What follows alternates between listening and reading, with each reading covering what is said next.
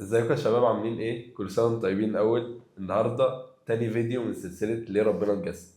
ازيك يا مريت، عامله ايه؟ ازيك يا مريم؟ ميري كريسماس. ميري كريسماس. الفيديو اللي فات كارول وأبانوب لقوا مشكلة، واحنا النهارده جايين نحلها. المشكلة هي الموت. آدم لو تفتكر جاب علينا حكم الموت لما كان من الشجرة، على الرغم ان ربنا حذره منها.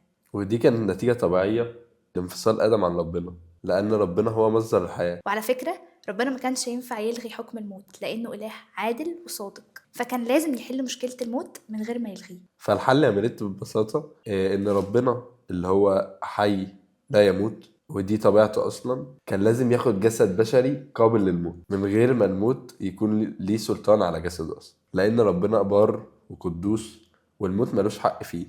فعلا، لأن الموت كان نتيجة وعقاب لأي حد بيخالف الوصية، زي ما قلنا في الفيديو الأولاني إن بقى فيه فساد في الطبيعة البشرية. فربنا قرر من خلال جسده لما اتحد ببشريتنا إنه يواجه الموت وينتصر عليه، وكل انتصار بيحسب لينا عشان هو متحد بينا. وده على فكرة مش معناه ان احنا مش هنموت الموت الجسدي الطبيعي، لكن معناه ان الموت مبقاش ليه سلطان عليه، وبالتالي بعد الموت الجسدي هنقضي الأبدية مع ربنا اللي انتصر على الموت. فالغرض من الفيديو النهاردة يا ماريو إن ربنا اتجسد عشان يشيل عننا حكم الموت.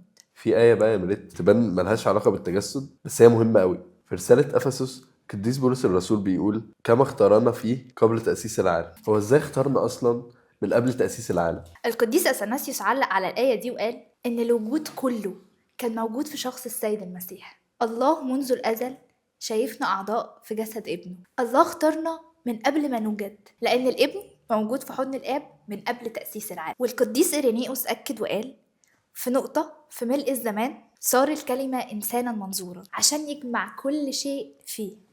وده هنفهمه بالتفصيل في الفيديو الجاي. ما تنسوش تعملوا لايك وشير وسبسكرايب. ولو عندكم أي أسئلة اكتبوها تحت في الكومنتات. باي باي. باي.